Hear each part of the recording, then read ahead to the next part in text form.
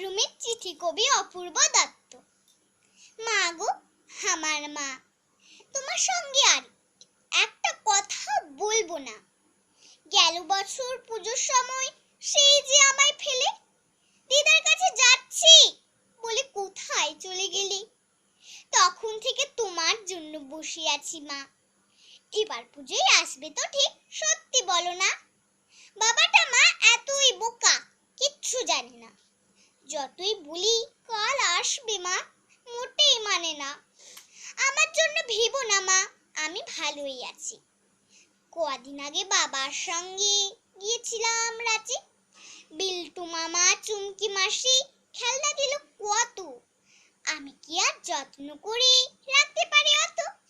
ফেরার সময় ঝুমঝুমিটা ভেঙেই গেল পড়ে। সত্যি বলছি, আমি না মা ভাঙিনি ইচ্ছে করে। ওই দেখো মা, একটা কথা বলতে গেছি ভুলে। ময়নাটা না পালিয়ে গেছে পরশু খাঁচা খুলে। আর আমাদের দক্ষিণ দিকে কলাবতী গাছে আজ দেখেছি দুটো হলুদ ফুলও ফুটে আছে। পরে আবার লিখবো মা চাই অঙ্ক কষা বাকি, না হলে যে তুমি বলবে পড়াতে দেশ ফাঁকি।